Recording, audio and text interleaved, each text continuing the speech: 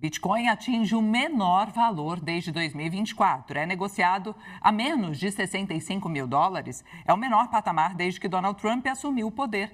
E é sobre essa queda que a gente vai conversar agora ao vivo com o repórter Rafael Corassini.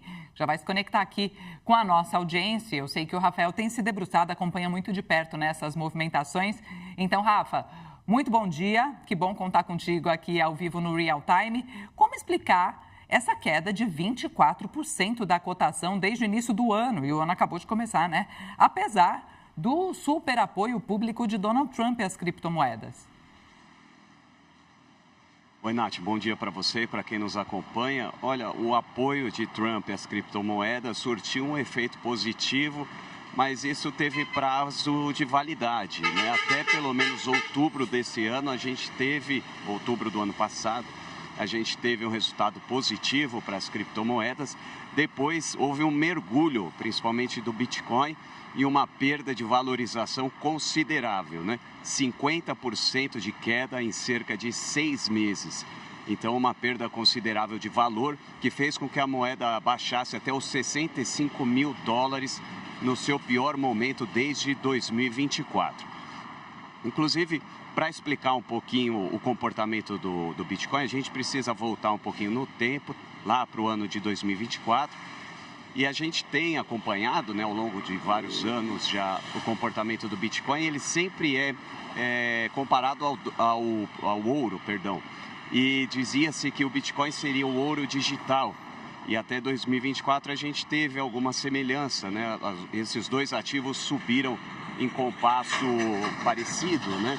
O Bitcoin subindo ainda mais forte em 2024, ganhos de mais de 100%, e o ouro foi entre os ativos mais populares o segundo que mais subiu. Isso valeu até meados do ano passado, quando começou essa desvalorização do Bitcoin, essa desvalorização acentuada, e o ouro, por outro lado, subiu no espaço deixado pelo Bitcoin. Não só o Bitcoin, né? Mas também outros ativos, o ouro se valorizou bastante. E essa comparação Bitcoin e ouro não serviu mais a partir de então. O que a gente tem entendido, conversando com o pessoal do mercado, é que existe um amadurecimento do Bitcoin que faz com que ele tenha oscilações que se aproximem mais de ativos da vida real, né? Que tem algum lastro na realidade. O Bitcoin, durante muito tempo, foi movido basicamente à paixão dos seus investidores. E agora ele tem um contato mais próximo da realidade, porque houve grande aquisição de estados pelo mundo, né? Alguns lastreiam a sua moeda nessa criptomoeda, lastreavam, né? Já houve uma mudança disso. Agora, existe ainda muito Estado comprando e instituições, ou seja, empresas que adquirem o Bitcoin, e isso dá mais lastro, isso dá um movimento diferente para a criptomoeda. Então, as suas oscilações passaram a ser diferentes. Inclusive, o Bitcoin, ao longo dos anos, ele vive de ciclos, né? Ciclos de 4 anos em média. 3 anos de alta, 1 ano de queda ao final. E esse ciclo começa com o halving, né, que é um processo técnico pelo qual o Bitcoin passa. Isso aconteceu em 2024. Esperava-se que houvesse uma valorização pelo menos até 2027, como aconteceu em outros ciclos. Mas o que se viu foi uma antecipação do período de baixa do Bitcoin, né?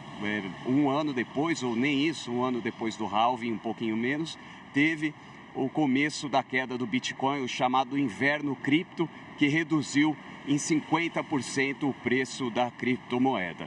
Os analistas ainda estão tentando identificar se esse movimento é definitivo, né? Se houve, de fato, uma antecipação do ciclo do Bitcoin, ou se é uma falha na Matrix, vamos dizer assim, né? Um momento fora daquele que a gente considera como a normalidade do Bitcoin, apesar de toda a sua volatilidade. Então, ainda não há uma resposta definida para isso. O que acontece na prática hoje, sexta-feira, depois dessa queda considerável, é uma valorização do Bitcoin, valorização perto de 6%, que leva a criptomoeda aos 66 mil dólares. Se essa recuperação será definitiva, a gente vai seguir acompanhando para ver os desdobramentos do mercado. Por enquanto, a notícia dessa sexta-feira para o Bitcoin é positiva, uma alta de 6%. Natália. Muito obrigada, Rafael, pelas informações, por todo esse contexto, esse histórico. E bom trabalho para você. E para você que está acompanhando, né, ouviu aqui tudo que o Rafael compartilhou, fique ligado nesse QR Code que está aparecendo aqui no canto da tela, porque ele é o caminho para todo o nosso conteúdo no YouTube, inclusive para você rever, encaminhar para quem vai gostar de acompanhar essa análise do Rafael Corassini. Quer entender o que está movimentando o mundo dos negócios? No canal do Times Brasil, licenciado exclusivo CNBC no YouTube, você acompanha a nossa programação ao vivo e mais. Análises exclusivas e entrevistas com quem toma a decisão. É só apontar a câmera do celular para o QR Code e se inscrever para não perder nada.